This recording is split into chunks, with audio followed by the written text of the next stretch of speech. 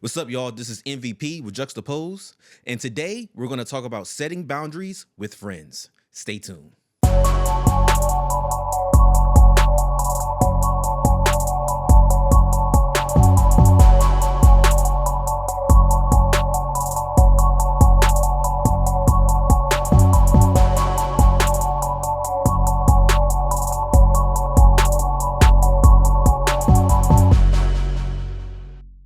All right, so we're gonna talk about something that I think is both interesting and controversial because it happens a lot, and especially in this climate, I feel like it's happening even more. So we're gonna jump into it. My name is K.Stylez. I'm here with MVP. Whoop, whoop. This is Juxtaposed. I feel like I just signed off, so We're signing in. We're clocking in. yeah. But this is something that's interesting, and we're gonna play a clip, kind of talking about cutting people off that we actually both did for Wrapped when we started the year. It was related to more a political thing about like cutting people off based on who they voted for. We got a bunch of, we got a lot of comments on the TikTok, and then even somebody reposted it and was like, talking about it. So we're gonna play that clip and then get back to it. People from disowning someone based on who they vote. You caution people against disowning family because of who they voted for. Why? Why do you caution against that? The person who disowned the other party, they didn't lose anything. So the person who did the disowning is not really concerned because, hey, your problem, out of sight, out of mind. But the person being disowned because of their action, because of their decision, because of their opinion, I don't have to like you or love you. Why are you confused? All right, so it was quite the strong response from something that I feel like shouldn't have been that strong. I mean, you're the one that said it, but I said the same thing pretty much. So, what are your thoughts on just starting off? So one of the things I noticed she said was, why are you so concerned for the person you cut off, right? And I think she missed what I was saying, where I'm like, hey, just be cautious of cutting someone off so quickly because y'all have a disagreement, right? Yeah. And a lot of people in the comments were like, hey, it's not about disagreement. It's about morals and what's wrong and what's right and da-da-da-da. And I'm like, yeah, but you taking that stance of, hey, anybody who voted the way I didn't vote, they're no longer a part of my life, or I'm no longer going to associate with them. I went back in the comment section and I said, hey, if that's the case, are you going to do a survey and say, hey, whoever cooks my food, whoever picks me up in an Uber, whoever... The Uber one's a good one too. If you have voted the way I didn't vote, I'm getting out of your car. I'm not eating your food. I'm not visiting your restaurant. And I just don't think that's a realistic way to go about life. Yeah. And so I still stand on what I'm saying. Hey, be cautious of cutting people off. You haven't had the conversation. You don't know what information they had to cause them to, make that decision. And I'm not saying that this decision is a good decision or a bad decision. But if this is your, and I like to compare it to, not compare it, but use like, hey, this is your friend. Maybe your best friend. Someone that you really care about, and they voted the way you don't think it should have been, right? And people are really passionate about it because of the state of the world. And I'm like, I get that. But this is your man's, and they made a mistake in your mind, right? Because some people might say, hey, they didn't make a mistake. Right. But in your mind, they made a mistake. And a lot of times, people don't even have the conversation. They just like, oh, this is what you did. Yeah. Boom. I'm done with you. So I guess the question, and as we develop it more, we'll talk about actual boundaries, because I do think that, this is one of the cases where people are they're setting a boundary, right? They're saying, I don't want to talk to this person anymore because of their voting. But how much of that is people using that boundary to not work through their issues, or not talk to the person, or even have the discourse that's needed, right? Like, how much of that do you think is going on versus like people actually really setting boundaries? I think there's two parts, right? I love having two parts to a You conversation. do. You absolutely So do. the first part, I think you could say, and I'm not saying this is everyone, but sometimes people look for a boundary they need to set to cut you off, right? Like, so we'll use the voting for a little bit, then I want to move away from the voting, but Yeah. it's a great example because it's like, hey, you could say, oh, I always knew you wasn't a good one, right? This finally solidified those deep, dark thoughts of like, oh, this person probably ain't the best person in the world. And so they could use that as a stepping stone to justify them cutting you off, right? Then there's another side where I think people don't want to put in the effort to deal with whatever comes with disagreeing with somebody. Yeah. Instead of, hey, let's have the conversation to see why the boundary was broke, or like, is this a misunderstanding, or da-da-da, they'd rather just be like, you know what? I'm just cutting you off. I don't even feel like, having that conversation with you, which could be someone who doesn't think you're worth the time to have the conversation, which is a completely different That's a whole nother story, conversation. right? Yeah. Because if that's the case, then there's more, it's deeper feelings than just, oh, this person did this thing, and now I'm setting a boundary. Yeah, no, I agree. Because I you know what I hate? When people talk to me about a boundary as if they already told me about it, right? So I'm like, if you don't know what's going on and someone makes a mistake, how are you supposed to? And that's what a lot of people do that sometimes, right? Where they're like, because I can even have a conversation in my head and I'm like, this person should know better, quote unquote. And I could be in the wrong in being like, hey, well, this is my boundary and like, I'm done with you. It's like, hold on, I didn't even know this was a boundary. Well, that goes back, and we literally just had this whole thing happen this week where, like, I feel like one of the biggest things that people don't do is they communicate their expectations. So I've been saying it, and we might, we used to have Jux Explains. Maybe we need to have like uncommunicated expectations, because honestly, I think that if we really stopped and really looked at a lot of that stuff, that's really what it is. I expect you to do something in a way that I haven't told you. Then I get mad when you don't do it, right? And then you're like, oh, well, you crossed the boundary, right? And I'm like, Right. No, you literally didn't communicate something that was bothering you. And it could be something that you're like, oh, it's not that big of a deal. It's not a thing. But it actually is a thing that bothers you. And I'm a full believer that you should have those conversations. And I'll be honest, I've not always been that way. I've definitely ghosted people and cut people off. And some people, I'm like, I'm not giving you my energy, right? And I know that there are people, there's a space where that is probably not the right approach. But then that goes back to the whole protecting your peace thing, right? And that's something that I think, as the rise of awareness around mental health, that's something that's become very commonplace. That and the word gaslighting. I feel like those two things have come so common that people use it, and a lot of times they don't know what's going on. So I've heard about the protecting your peace thing, but the gaslighting thing has been new for me.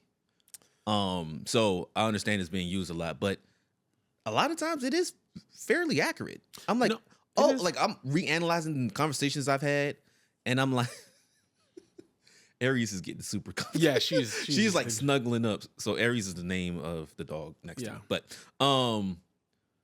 yeah, I'm like, I'm sorry, lost my train of thought. Yeah. No, she'll do that. No, yeah, I think that at the core of a lot of this stuff, we should, and I think that was really the feeling that we were trying to convey in that Wrapped episode. It's like, have the conversation with people, at least get their point of view. I have a couple of people that I know that are super hardcore Trump supporters that I try to understand what it is that they like, right? Like what it is about this guy that they like. Because what a lot of people have done, and honestly, I think a lot of the Democrats have done as well, because I remember Joe Biden saying, if you vote for Trump, are you even black? Or, like, I vote for Trump. Like these things that we have made as such a commonplace, but it made this thing where it's super polarizing. and it doesn't allow a space for conversation. And at Jux, that's what we do. We're a space for open conversations, sometimes uncomfortable ones. So moving away from the politics thing, Yeah. you know, can you give me, like, you know, I know we've all had experiences where it felt like people go over, like, you know, you're like cross a boundary. I have a perfect one. All right, cool. So my boundary, and there might be a space where maybe I need to communicate this, but I don't like it when people just show up at my house. You've been very strong on that. I like, even family members. I've had a cousin who did it and I like blew up and they didn't understand. I'm like, bro, I like, cause at least me, I like to be presentable when I'm around people, right? Like I've been raised to the point where, like, yo, if you taking out the trash, be presentable. Yeah. And the trash is right there, right? Like, I live in a house, so it's like right there. I don't even have, nobody has to see me. So I'm like, yo, I don't like it when people just think that they can just take my time whenever they want to take my time. Like, hey, give me a heads up. Yeah. Because I might be like, cool, come through, or I might not be able to, you know, I might not want you to come through. I've even had a woman do it, and she was like, and she's friends with one of my other friends, and she was like, oh, I just wanted to surprise you. I'm like, no. That's not the kind of surprise. That's not this kind of surprise. And we literally stopped talking after that. Really? Yeah. I set the boundary and ended the relationship at the same time, bro. That is one thing I'll say with me, MVP. Do not show up at my place. Do not show up at my job. Do not show up anywhere where you're not supposed to be at and I'm at unless you let me know. How much time do they need to let you know beforehand? You can hit me up. I mean, 20 minutes, 30 minutes, 40 minutes, or whatever. So there's if it's 5 to 10 minutes, that's not enough time. No, that's not enough time. I mean, like, yo, hey, if I'm around the way, are you free? And then I either say yes or no. Yeah. Right? But you don't even give me that option when you show up at my door and now I have to answer the door, or I can act like I'm not home. But then somebody be like, yo, MVP, I see your car. See you. I know. I see you looking out the window, bro. I'm like, bro, I'm not home. I see you. I can see your dreads. Damn. That's not me. That's the other guy. That's my cousin that's staying with us for a couple days. To talk about that for a while, because I feel like technology has changed that. And to, I guess, date myself, but back in the day, people just used to show up at your house. No, they did not. At least for me. Maybe maybe that's a different, and it's a cultural thing. Because I know for me, for one, like, especially around Christmas time, people just show up at your house and ring the doorbell. That's always been a thing for me. So I know you're talking about past, but what is your reaction when anybody rings your doorbell now? Currently, not good. Yo, where the strap at? Like, Currently. I'm telling you, at my house too, they're like, who is this? Who ring the? You shouldn't even need to ring the doorbell because of technology. Yeah, I also know you're coming. Yeah, I know you're coming. I might, open the door for you and be like, "Yo, waiting on you," or, you call. Nowadays, it's call me when you're outside. Yeah. So the ringing the doorbell thing, I automatically think Jehovah's Witness, or someone selling a solar panel. Yeah, someone's selling a solar panel for the roof. Yeah, you know what I mean? The solar panel one is annoying because yeah, interesting. So I guess going back to the boundaries part, do we feel like the boundaries are becoming more prevalent? I guess what do you think is do you think technology is playing a part in that? And are we just hearing people talking, like, how they've just coined terms now that become a thing, like cancel culture and a lot of other things? Do we feel like it's just technology doing this, or like what's your thoughts on that? I think I'm gonna take it a different way. I think it is technology, but I'm gonna take it from a different perspective. I think that because everyone is so accessible now, that you actually are not concerned if you cut someone off, right? Interesting. Because the internet gives a lot of attention, right? So if I'm in a small, like, and we can talk about back in my day, right? Yeah. If you cut someone off, I hope you got more friends. Because there isn't no, like, people used to have to call the landline to meet up with you. You know what I mean? There wasn't you couldn't just call the phone and be like, yo, where you at? Let's meet. We had to like actually make a plan and meet up, right? But now, you could cut off someone and have like 5, 10 more people, anything, right? It could be gaming, right? Yeah. You got your gaming friends. You got the people that you interact with on social media, right? You might be watching YouTube and you're in a community on Reddit. There's so many avenues to create communities and actually feel, because I think one human thing, I'll probably get one too deep, but one human thing is that we want to like feel a part of whatever, right? Whether it's a community or feel like the in crowd, wink, wink. You know what I mean? So I think from a human standpoint, we always want that, right? Yeah. And I think it's easier to get that now because of technology.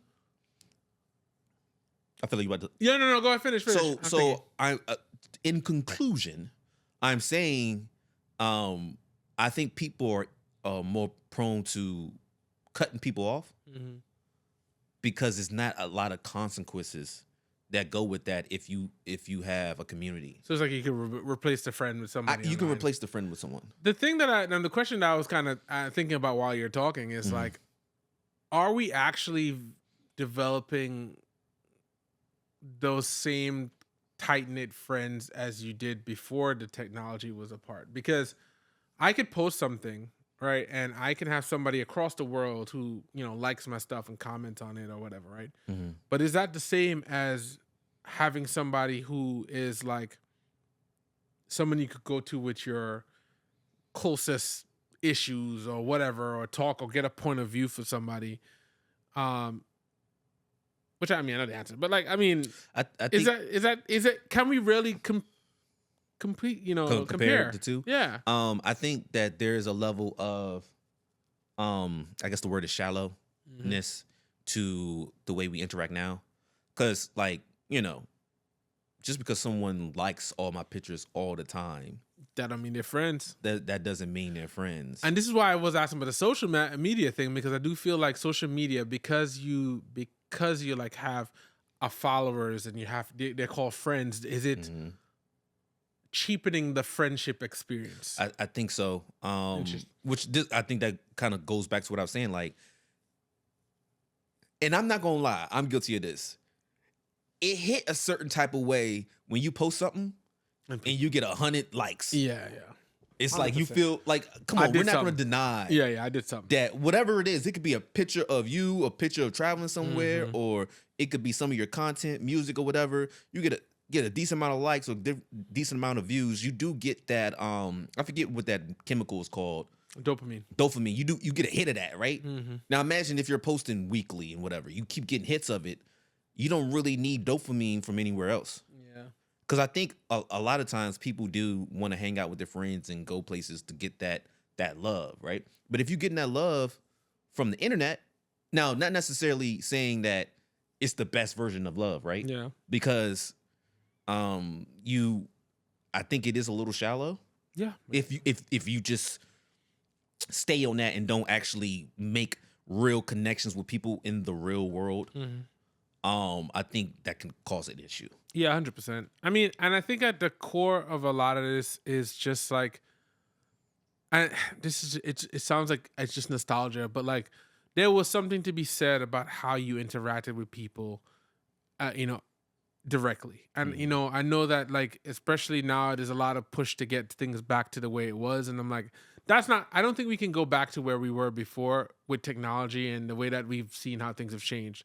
Yeah. But, you know, it is one of those things where like, I remember like, you know, meeting up with your friends at the Fort Light down the street, right? Like you got the Fort Light. Don't make sure you're at the Fort Light or we're leaving you. You know, it's like and those things and those moments, I feel like a lot of people don't have that now, especially kids who grow up without those interactions. Yeah.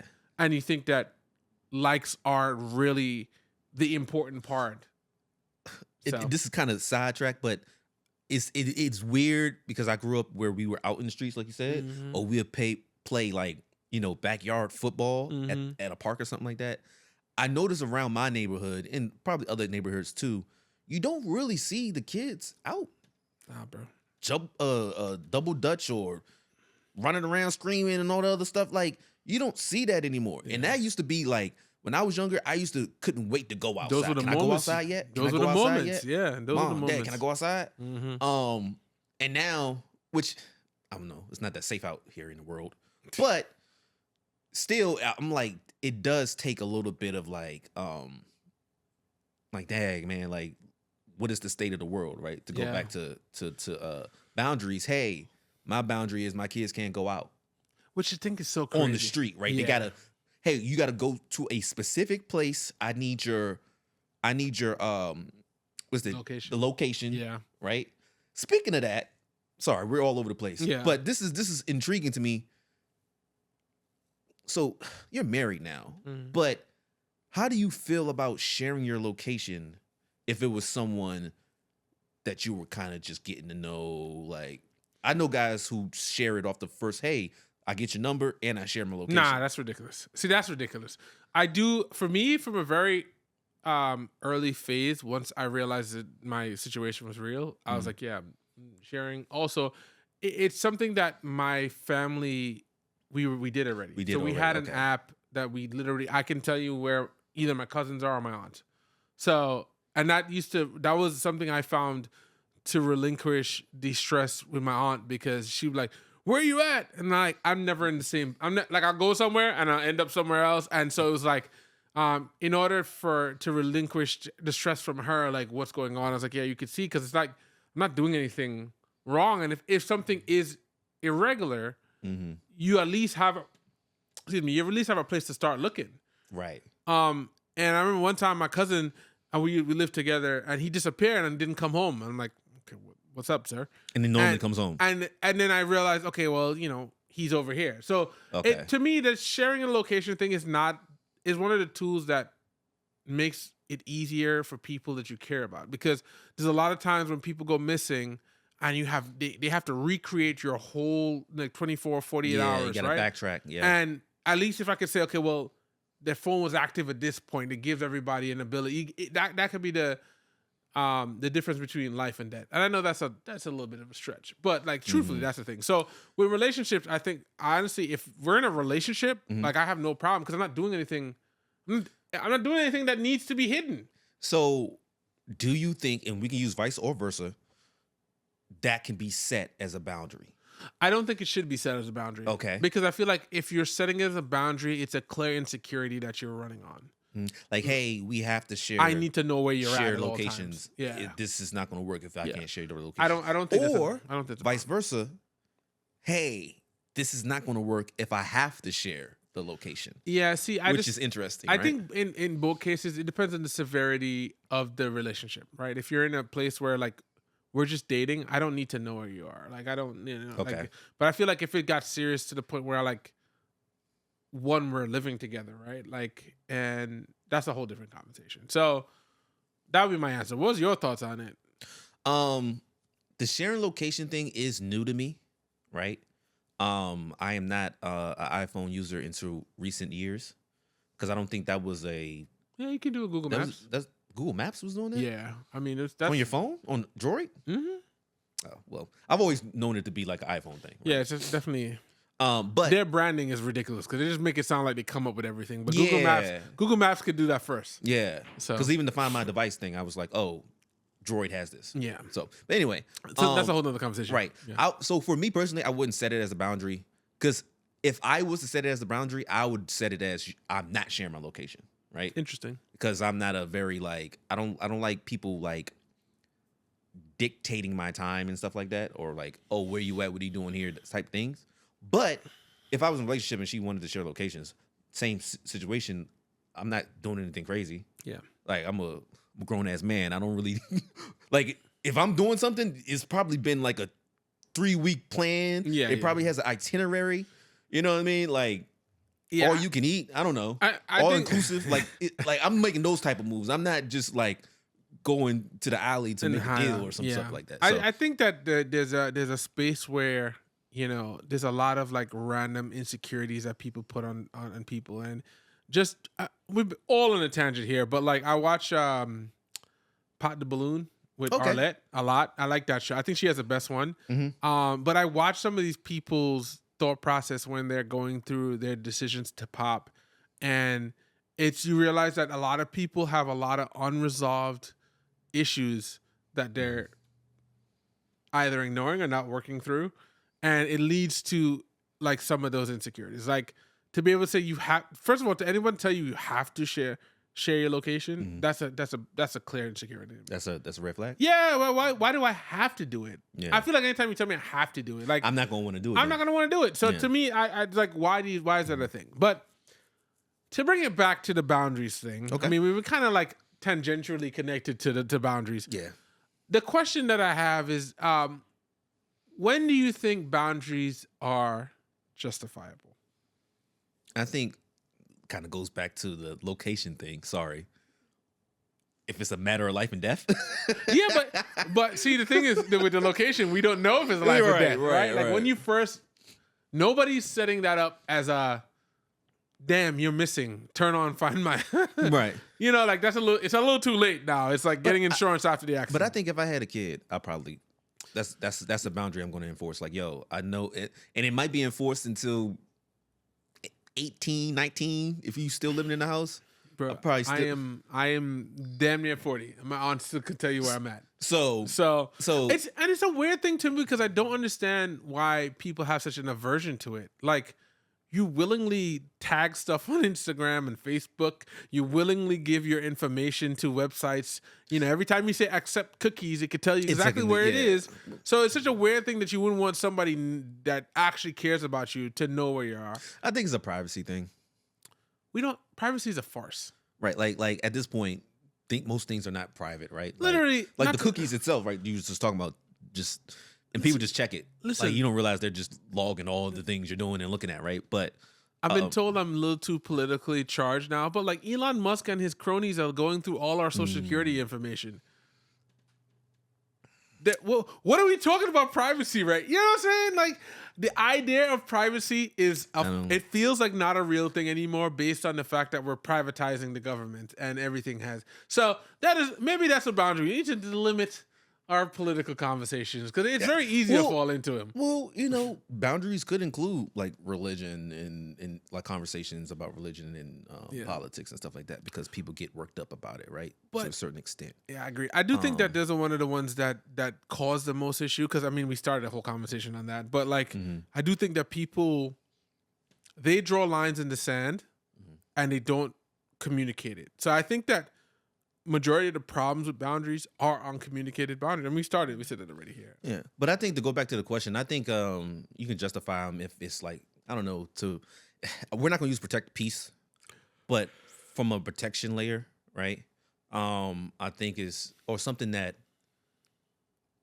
and I want to use this like carefully, but like something that makes you uncomfortable. You know what I'm saying? Because when you're around, you know, you want people to be comfortable when you're around them, right? So if it's something like that makes them feel some type of way uncomfortably, I think it's justifiable. But if it's something like, hey, you know, I don't like the way when we're at restaurants you're cutting your meat and chewing, like that's a silly boundary. I need you to chew this way when you chew around me. Like that's not I don't think that's a real thing. Yeah, I think that there's a space where we definitely need to communicate them because like you know, we all do the trainings at work when they talk about like sexual harassment, right? Yeah. And I think that some of those things seem like they should just be commonplace and like known for people, right? Like don't touch people without their consent. Don't like all of these things. And I think those are a good set of boundaries to have because it's like, hey, you know what? I don't like, you know, there's certain people that like I'm a hugger, so I'll hug people. And some people are like, I'm not really a hugger. I'm not, okay, cool. I'm not going to come in. I'm not, because there's a space where people feel uncomfortable when you initiate a hug. And now they're like, nah. Because now they're like, oh, well, I'm making them feel weird. So now I'm kind of forcing them into a situation where they're doing something not to make me feel weird, but they feel weird. Okay. And I'm like, that's why I was like, communication is important. And I know sometimes it's one of those things that we assume that everybody just knows. So if I'm gonna say justifiable ones, stuff like that is definitely a thing. And like your don't come over to my house without announcing is a very valid one too. It's like I don't want people to just show up, pop up on me. You don't know what I'm doing. Yeah, I'm walking around no drawers on. Like, you have no idea. So well, and we can even make it even simpler. Like, there was something that was going on where Fabio Foreign went over this streamer's Airbnb, and the streamer said, "Hey, you can't smoke in here," and a whole thing came up because. And this is afterwards or whatever, but they were saying Fabio Foreign and Lil TJ felt like he was picking on them because they said other people were smoking, and he said something to them, right? And I don't know how true that is because he seemed like he was saying it to everyone, and I didn't see anybody smoking but them. But I'm also not looking at all the clips, thing. right? But my thing is hey, he's talking to you. I don't really care. If he only said it to you, you're in his location and he's telling you to stop smoking. You see what I'm saying? Yeah. That's a justifiable boundary. Hey, and he even gave a reason, which he didn't really have to, but he's like, hey, the smoke alarm's gonna go off if you smoking here. That's why I don't think other people were smoking, or maybe they were sneaking. Yeah. And he just saw you doing it. But either way, that's a boundary he set, and the internet went crazy because like against the streamer or no, against Fabio. Fabio and Lil TJ went against the streamer, and the audience or whatever was like, "You look like a jerk. You look like like they call it goofy. Like you look goofy because you're a grown man, and this dude politely said, "Hey, don't smoke in here," and now you're trying to play him like he's a." Fabio Foreign came out with a diss song after it. So, you know what I'm saying? And I'm like, because dude said stop smoking, which was a boundary he set. Hey, don't smoke in the house. I think that's justifiable. But some people don't think that. Fabio Foreign and Lil TJ.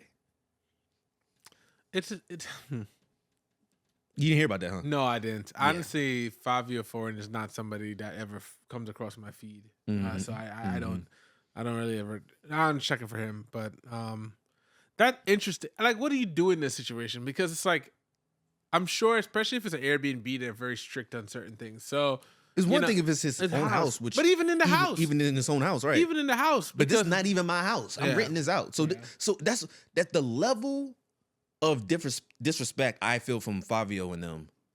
When imagine if that was his house. Yeah. This is not even his house, and you're like, oh, well, I don't care. And he had to tell him repeatedly, too. He told him more than once. I think that is one of those areas where people are just insensitive and they're not aware of their surroundings because, like, it's even like one thing. It's like, we have my wife is like, don't wear shoes in the house, right? I was just thinking about what is... Okay, that's the boundary, right? I mean, it's a loose one because currently we're in the house wearing shoes, but I mean, we generally try not to because there's a component of trying to keep the house clean, right? You know, and walking around with shoes from outside, you pick up stuff and track it. So I think the solution to that, outside of when we're shooting, is literally I have like Crocs on. So I have indoor Crocs, outdoor Crocs. And I thought I saw y'all had like house shoes for guests or something like that. Yeah. So I think that's one of those areas where like that's a perfect one. Is that justifiable?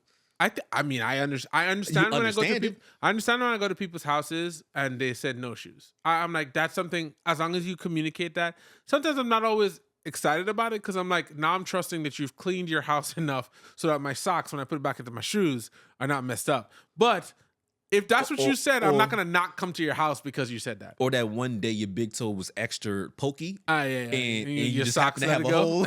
It's like, that actually happened to me before, yo. I swear, yo. On everything I love, I did not have holes in my socks. But I was with this girl, and I took my shoes off, and she was like, yo, what's that situation right there? And mind you, I'm not paying attention. I'm like, hey, look. So what happened was, look. Sometimes when I walk, like the friction with my big toe. You need new socks, my guy. Yeah. I was like, oh, this is not a good look. You need new socks. This is not a good look. See, the thing is, in that case, when you realize that, you be like, just take off my shoes. I take off my socks and just go off barefoot. He's like, I know I told you to take your shoes off, but you didn't have to take off your socks. No, it's all good. Don't worry about it. No, I wanted to be very, very respectful. No, listen, I'm just like, what's cleaner than my socks? Hey, there we go. I mean, my actual feet. Yeah, have socks on it. But the funny thing about it is, I don't know if I would look at that as a boundary because there's a space to compromise. Because if people come over, and some people are not always comfortable taking off their shoes, right? I'm not gonna be like, oh, you have to take off your shoes. I feel like that's some people are. Like but some, and and it's also a cultural thing in certain cases because in certain Asian cultures, there's a sign of respect. You have to take it. So that's different. But once again, it's communicated and you expect it, right? Like I think that there's a lot of spaces where like people get into whole fights over this, and that's when it gets interesting. Another one that I saw a clip on, there's a couple clips on it where two friends, like a friend and the girlfriend, get invited to a wedding. Okay. The main friend, not the girlfriend, is the person who's connected to the relationship that's getting the wife and the So wife and groom are getting married. The friend is a friend of the wife or the groom? The groom. Okay, so the guys, let's say Charles is a friend. Charles getting married. Charles' friend Jim and his girlfriend they hang out all the time. Okay. So when Charles is getting married and they set up their wedding, they uninvite Jim's girlfriend because they're not married. And they're like, well, if this marriage is happening, we wanted to have it with people who are in a serious relationship. And I was like, those are one of the ones where I'm like, it just feels mean, first of all. But two, it's like, that's a weird boundary to create, especially since you guys were been friends the whole time. I've seen that where people don't want, especially if it's at like a family event, you don't want that girlfriend to be in the picture of the family because that girlfriend might not be there in a couple months, and now you have a ex-girlfriend in the picture with family. I've heard of that. So that sounds like the marriage thing sounds like a even more extreme because they're friends too, right? But I think, that's one of the areas where when I saw that, I was like, I don't think you guys were friends. Because if you cut out and then you still want, if I'm not mistaken, Jim was part of the wedding. Like he was actually in like a groomsman or something. He was. So he was a part of the wedding. Well, it's weird to think that you can you can dictate someone's plus one. That's what I'm saying. Unless you're saying no plus ones, which is also kind of. I mean, you can. I've heard of that, right? It can do, but that's also kind of a weird and it's like what's happening in corporate culture now, where like the company parties are just the people at work, and I'm like, I don't want to hang out with y'all. I want to. At least when I was bringing my partner, it was like, or bringing somebody with me. It's like, hey, look, there's Oscar over there. This is we've been talking about Oscar, right? And now you get to see Oscar in action. Check the spot out too. Yeah, especially correct. if you got a decent looking workplace. He's like, yo, the spot is it's a nice spot. Come check it out, significant other. But times have just changed, and that's the thing. But I don't know. I think we've gotten to the point where it's just like it's just become really buzzwordy with boundaries, and like that with the wedding one was, I think, just like too far, and I would automatically cut that whole couple off. But then that goes into the other question: are we too easy to cut people off? Because I do feel like there are spaces where, like I used my example in the past. I've had friends that I cut off, like even from like our initial friend group from when we used to work. Like I was a point I don't talk to a lot of people, right? Right. And then I realized I'm like, why did I cut them off, right? Like we had issues or whatever, and we were able to have conversation. And like one of them I am very cool with now. When I had stopped talking to her I had cut her all the way off. I would see her in the streets and pass it straight, right? And now I think our relationship is closer than everybody else that was around at that time. Right. And truthfully, I don't think I was real. My focus on communication was different at that point. And it was a space where I was like, I just don't want to deal with it. And The not wanting to deal with it is a key component. yeah, To and if you cut someone off, right? yeah, I just don't want to deal with it. And for reasons that may or may not be valid to other people, I don't want to deal with it. And I guess the one thing I could have done was had the conversation with her about it. Because when we did actually have a conversation, it was completely spawned off a misunderstanding. And that took us to the point where like we didn't talk for like 2 years. Right? So, but then at the time when you're in that space, which goes back to the whole protecting your peace thing, do I really want to entertain any conversation from this person or not? And so, you know, as I say it I asked a question in what sounds like a very hypocritical context. Are we cutting people off too easy? Because I think I've been guilty of it. Well, I like that you went with that perspective because I'm coming from a different perspective, Okay. right?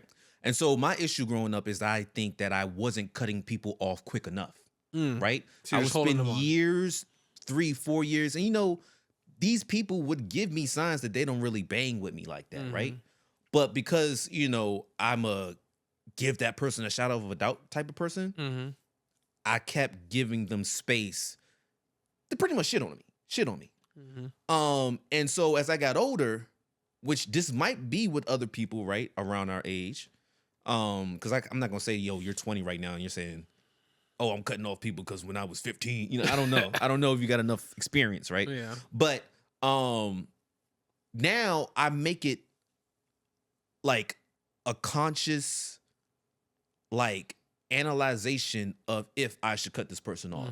Because I used to just, especially as you grow up too, you're kind of just around the people you're around. Yeah. So even the friends that you might make, you weren't really thinking like, yo, is this a good person? Yeah. Is this a person I want to be friends with?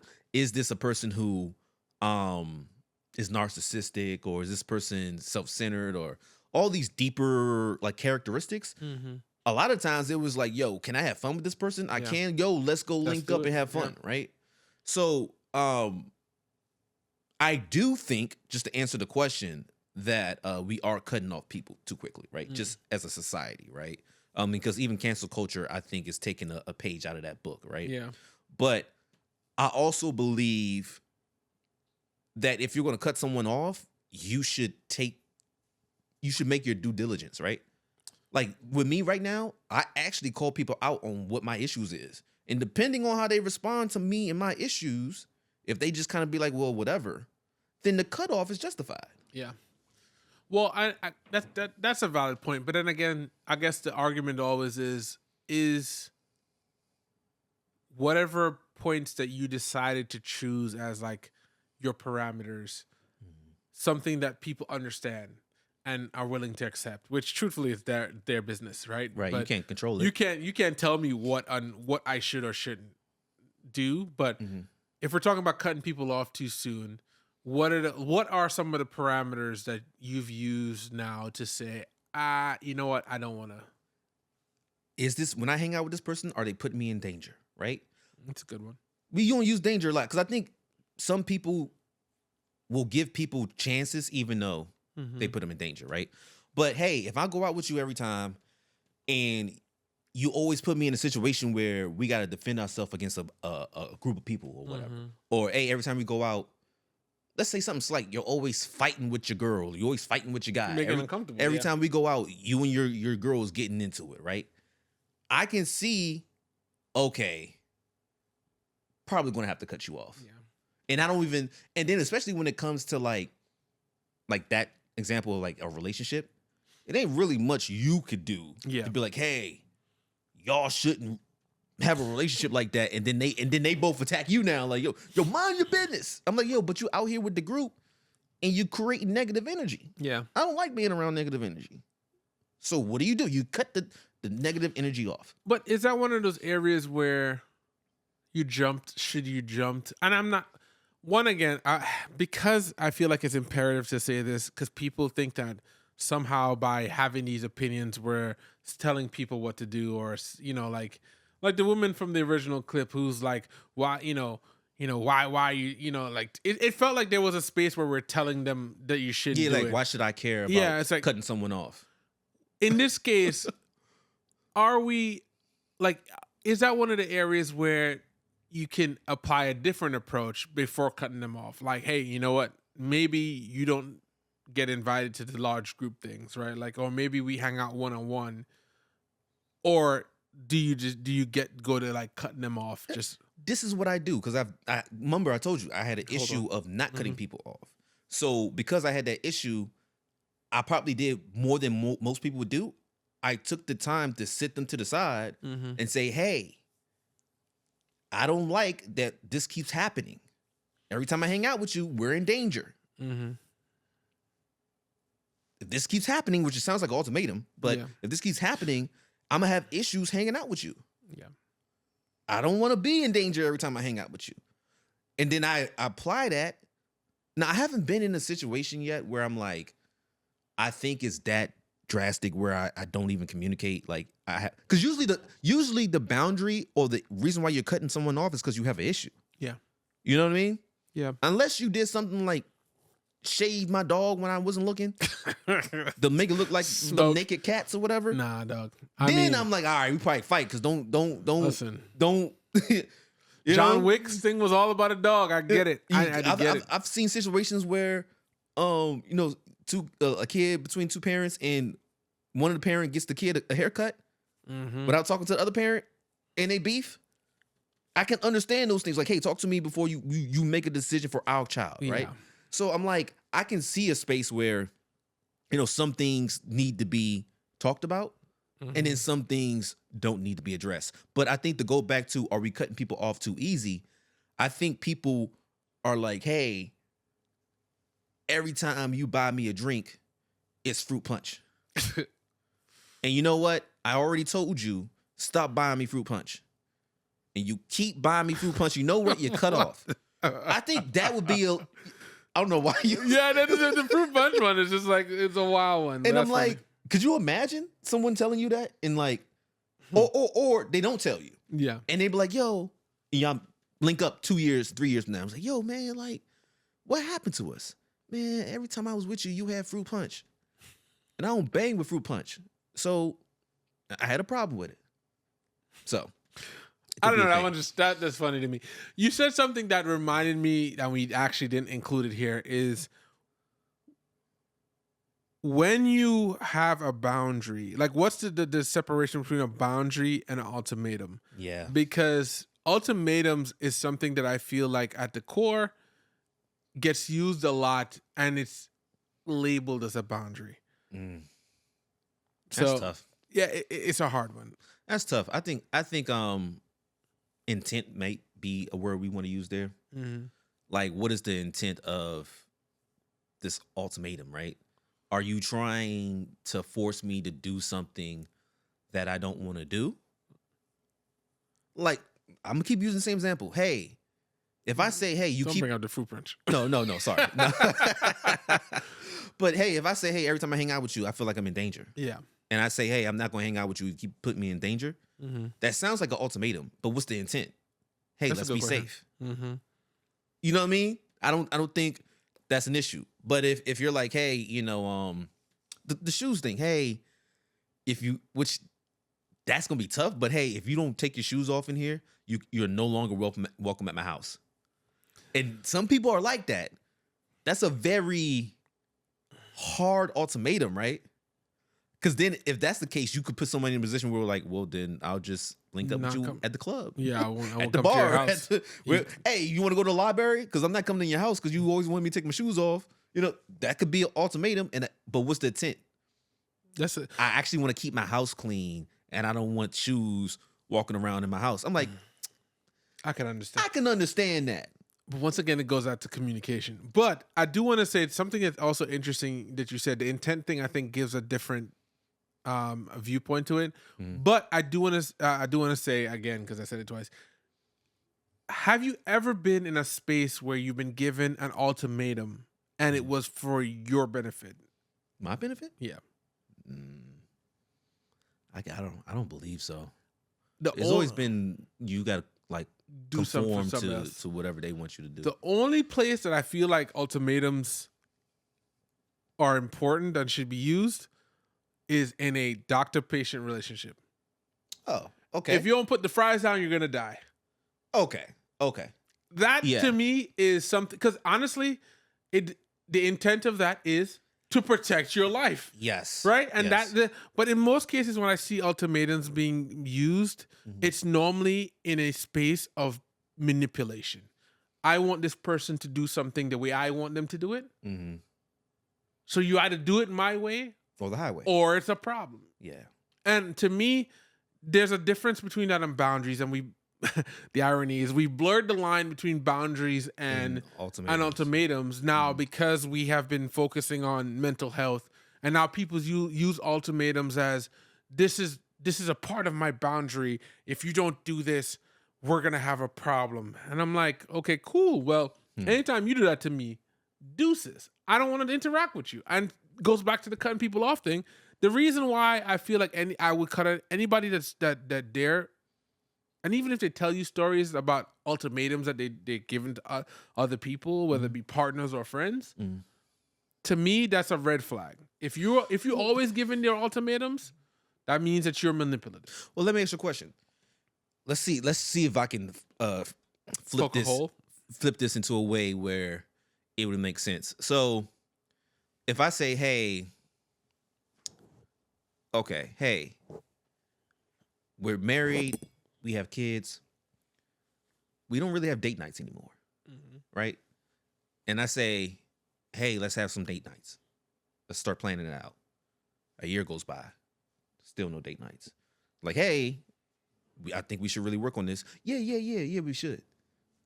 Still haven't had no date nights. Hey, if we don't have a date night next week, I'm probably not coming back home this week.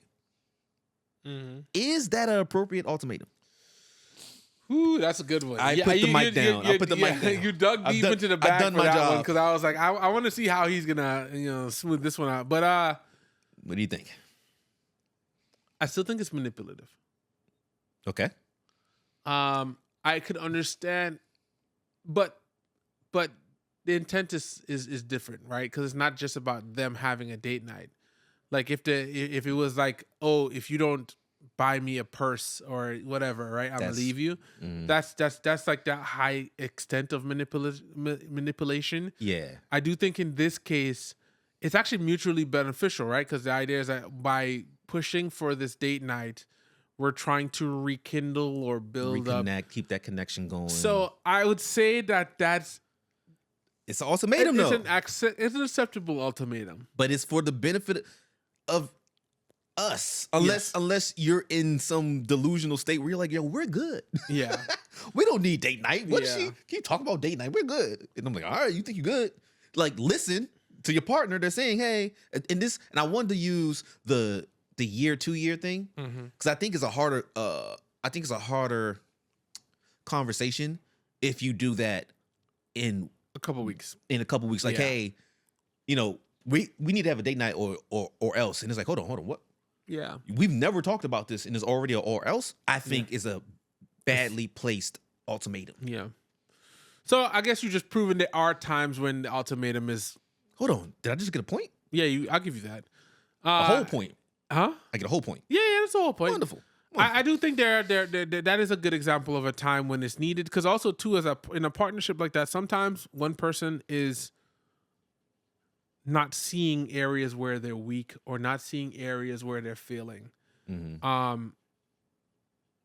But I think the biggest thing that the one thing that's stuck in my head from everything you said is intent. It's important. The intent is important. And even communicate, the one thing I'll take on that and layer on is the communicating the intent. Because by communicating that intent, then if they don't if they're not considering any of that, then it justifies the ultimatum, right? Because you also don't want to make an ultimatum and then not do exactly what you said you're going to do. I've done that. I mean, I've done that. I was well, it wasn't an ultimatum, but it was more like, all right, then, like, I'm good, and then you gotta stand on that, bro. quiet months come by, and you're like, I missed them. Nah, you gotta stand on that, son. Hey, buddy. You gotta stand on that. Remember that BS I was talking the other day? I still feel the same type of way, but you want to go somewhere? Like, so you do have to stand on it. But then it's weird for me, at least, because I've had people do that, right? and they don't expect to see you in the streets. And so when they see you in the streets, I think they actually forget that they gave you an ultimatum. Especially, say 2 years go by. I like using 2 years. I think it's a 2 decent, years. decent Everything is amount two of time. for you. About to call you two chains, dog. I think that's a. Hold on, actually. Do you have 2 chains on? Really? I got 1. If you listen to this, I'm showing my chains. I got 1 and I got 2. So I actually do have 2 chains. So maybe, and I got the dreads to go. But anyway, he's cool. I ain't mad at him. Damn.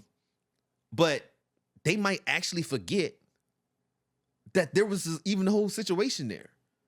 Yeah. And so if you remember, are you gonna be like, nah, I remember that ultimatum you gave me 2 years ago and I ain't like that.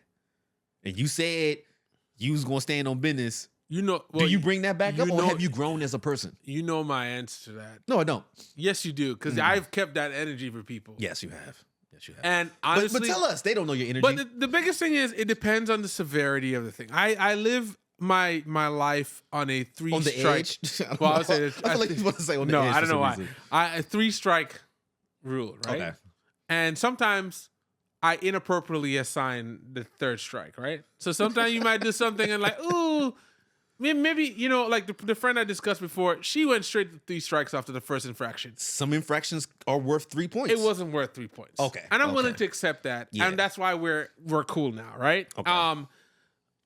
I think that in the space where I'm at, if I stand on the fact that I'm done, like I'm not messing with you, or I made a decision. I made a decision based on something, right? Like there's certain people where there is no coming back. This is 50 and draw rule all day, right? Like, they are never. There is no coming back from that. Yeah. But there are other people that it's like, okay, well, we had an issue, and as time goes by, you're like, well, what was the issue? And if I can't communicate to myself or to anybody else actively what the issue is, then there's a space for some, I'll say rehabilitation of the friendship. Okay. So for the most part, I feel like I'll definitely keep the same energy. But like, if it's fresh and you did something, you violated or something like that, it's not gonna be one of those you see me and it's gonna be like, hey, what's up, man? You good? You not saying nothing? Hey, especially if you have the same, if you have this, it's the expectation I have. Like, hey, if we're in the same friend group, we should work out our issues before we have those awkward moments. Because then a lot of times, and I've had this before, my friends are like, yo, why you not saying nothing? I'm like, because they don't fuck with me like that. But you're the man. You can't not like say something. I'm like, but they already said they don't fuck with me. So what's the, you can't, you're being mean. And I'm like, all right. So I don't know, which goes to the question I have. Do guys have way looser expectations around boundaries than women do? Well, you're jumping ahead because we're literally about to try out another section called unpopular opinions. And since you read that one first. Okay. Hold on, is that in the section? Yeah, that's a section. Okay. Yeah, you got dog hair everywhere now. Yeah, it's gonna be a wrap when I take it. It's so interesting because we have a doodle who's not supposed to shed. And she sheds like she's a golden. I expect to not have hair everywhere. I got a brand new. What are those sticky things? Little brushes? Yeah. I got a nice one. But yeah, she's definitely not keeping up to my boundary here. We expected a not shedding dog, and now I'm kidding. I was like, what are you gonna do? Yeah. So, what's the name of the segment? Unpopular opinions. All right, so we're gonna ask it again, right? For the people in the back. There's actually no people in the back. There's no one here. No one here, but people in the back. Do guys have way looser expectations around boundaries than women do? I'm gonna let that sit in, and we'll ask. I want to say. Comment below. Yeah, I want to say. There's a perception that guys don't have the same level because there's a space where there's this perception that guys are simple and they just. They're not supposed to, they're logical, they don't have emotions. And I'm like, last time I checked, I'm not a Vulcan, right? Like, no, I have emotions. It's just like it's not a space where you're supposed, like men are not supposed to show or have emotions. That's like the stereotypical thing. So I would say based on that idea, I could understand why people would assume that they have looser. Mm-hmm. So, what are your thoughts on that? I think you're close to home on that one. I think guys do have boundaries, but they are scared that they might talk their way out of some good loving if they set it. Loving. Yeah, if they set the boundary. I mean, let's be clear. There are guys who fear of that, right? Like, hey, True. I'll just let her do whatever because if I don't, then I'm probably sleeping on the couch, right? Not this one. But I think there's a space for that, right? Yeah. But also, I do think that guys have boundaries. They might not know how to express them. Yeah, I know. You didn't know that, did you? I think one of the things that's weird there, because there's this stereotype of, well, men will do whatever women say, and it's that. What are you doing, bro? I mean, the dog is really comfortable right now. Yeah, she is stretching out. Granted, in all fairness, you are sitting in her seat, so that's I guess she's just like, hey, we're sharing a compromise. Yeah. At least she didn't set a boundary. No, she could have barked at me if I tried to sit here. Don't sit there. But I do think that there's an oversimplification of some of the things when it comes to men. So it's like, there are men who are like, no, I'm not messing with this person if you don't have your values in check, and that's like, that goes into the soft guy era thing. They're like, oh well, you the fact that you're not just coming over here and getting this good loving means that you are a metrosexual or something. It's like, no, I have standards and I want to adhere to my standards. And it's a weird thing when, it's weird to hear men extrapolate on their standards, I guess. Yeah. To certain people. But because I mean, it could be a boundary set or whatever. Which I guess, I don't know, standards and boundaries and ultimatums, they are just fluttering around all together. These words. Yeah, all words have meaning, right? Yeah. All these words. But I do think there's a level where guys probably have the same level of boundaries as women do. It's just that women would be quicker to express it. More vocal. Yeah, more there you go. I like that. More vocal about Yeah. it. So another unpopular opinion. If you have to set boundaries all the time, maybe you're just in the wrong friendships. I don't think it's unpopular, but I don't know if it's you're in the wrong friendships. I think it could possibly be that, but I think it's more of you're not communicating who you are as a person. Because I think there's certain ways I move that you have no idea is my boundary, right? Even when we work together, so yeah, there's all types of boundaries at work. Yeah. But I think even with me, and if I speak for myself, the people that I interact with the most, I've learned what their boundary is without them actually having to say, this is specifically my boundary. Yes. So there might be a communication thing. It might be like, maybe it is friendship. The friendship isn't, y'all haven't had, I don't want to say deep conversations, but y'all haven't had those real connecting conversations to understand, y'all might just party all the time. Yeah. Like just hang out and have fun all the time. Y'all might not actually have those conversations where you understand their boundaries because someone can tell you a boundary just by talking to you. Yeah. And if then you make them, especially if you're listening, and then you Yeah. take a mental note, hey. They don't like fruit punch. I was about to say, hey, I'm about to get that orange slice or something. You know what I'm saying? Give them some tea. So I don't necessarily think if you're always setting boundaries, I think that there might be a level of communication and connecting you need to do. So that's true. It could be a friendship thing. Yeah. But so actually that goes wonderfully into the next question.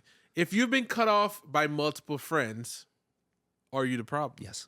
Damn, you didn't let me finish. Yeah, hold on. I already knew the answer to the test, right? Like I know this one. But no, I think that there is some type of self analyzation that you need to do, right? If everyone is cutting you off, so everybody is just, it's either, hey, you're not linking with the right people. Yeah.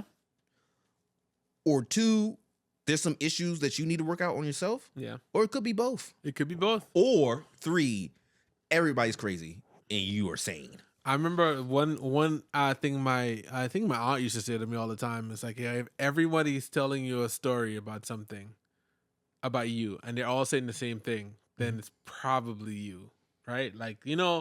If it multiple sucks people, to say that, but it's tough. It's a hard thing to accept. Yeah. But it's the truth. I think it's tough, but yeah. On another You got another note- one? Yeah, These are fun. I got like two These are more. I fun. got two Okay. more. People cut friends off for the smallest things. Our parents' generation wouldn't. Mm-hmm. And I think that is accurate because I don't remember, like, you remember growing up and seeing your parents have the same friends for as long as I can remember. Yo, my pops, he been banging with his homies for a long time. So like my pops is in like his 70s or something like that, and he's known these dudes since he was like in his 20s or something. So I inspire to one, live that long, Yeah. and two, keep connections like that. So yeah, that's an interesting one. I agree with that one too. Yeah, Because even from a relationship standpoint, mm-hmm. I think that there was a space where, and I've read up on this too, actually. There was a space where the family would stay together for the family. Yeah. Right? Like even if the parents had issues, they would work it out. But now, I think there's a space where you should work it out, but you don't necessarily have to. Like, for example, women back then didn't have jobs like that, right? Mm. Like, and we're talking way back, right? The man was the job and the woman was at home. And so they worked together and they kind of had to work together. Yeah. Because he was always at work. So, and she was at home taking care of the kids. But now, women could be at work. The men could be at home taking care of the kids. Mm-hmm. So there's a space where it's like there is some independence where you might start thinking, hey, I don't have to rely on this other person. Do I really have to work this out? I'll probably be good on my own. So, the interesting thing about that too, and this is probably a whole nother conversation that we don't need to get into, but I do think that there was a lot of spaces where you saw them stay together because it's what you were supposed to do. Okay. And Death till you part. Yeah. Huh?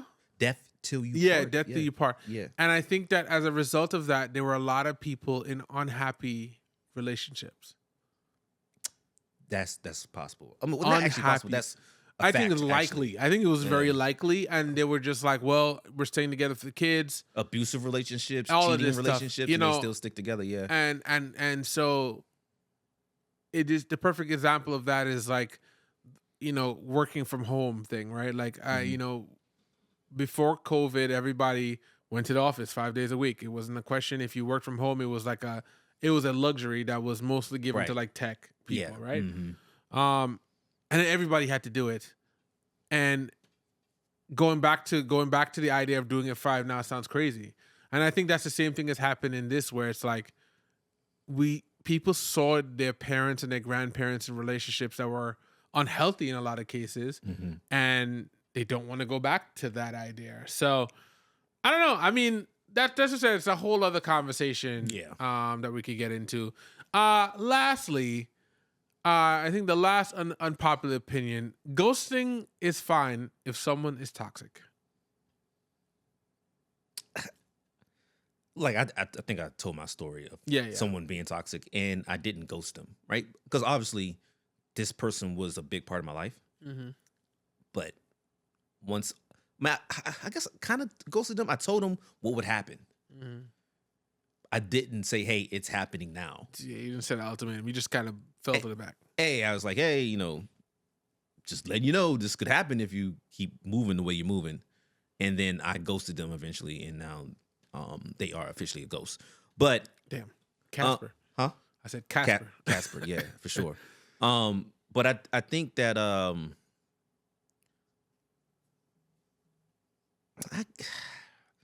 everybody's version of toxic is different too. Yeah. Right? Toxic is another one of those words that are just being overused. So are they toxic, or is it there's a misunderstanding? So that's a good question. I mean, but that, to get to that question is so far from me because people be ghosting for nothing. That's another thing. So I'm like, is ghosting fine in general? I'm like, yo, I don't think ghosting is fine in general. Yeah. But it's like one of those things where I'm like, well, if everybody's doing it, yeah. Like, should you be that one ray of hope? Like, hey, I'm not going to be the one to ghost people. I'm going to do better than that. So, well, we can definitely keep going on about this conversation. Yeah, Aries is ready. And you know, the dog has said she said like you guys are done here. She's a real producer. Yeah. When we're time to go, she gets up and leave. But no, I think this is a very important question, and we're probably gonna do a part 2 with this, because I do think that as we try to balance through, you know, all the stresses of life and everything that's going on, the idea of these things, it's very likely that this is something that you'll have to deal with, right? Like setting the boundaries and whether or not you're going about it in the appropriate way or not. Like that's legitimately going to be one of those things that comes up again. But yeah, because I think we should have another part with this where we bring some more people on. Yeah, 100%. And discuss their boundaries. So in closing, you know, we appreciate everybody for making it this long, because this is we definitely went in on this one, but I think you know, this is one of those things that is so commonplace now that it's worth talking about. For sure. Yeah. So definitely appreciate y'all making it this far. If you haven't already, or you have any questions, or you disagree with everything we said, drop it in the comments, and we'll literally this whole conversation was sparked on somebody's response to one of our comments. So we listen to them and we try to respond and interact. So if you made it this far, we appreciate you. Definitely do all the fun things that you like. Noti bell? Yeah. Noti bell? Notify bell? I don't know. Noti bell sounds wild. But we appreciate you.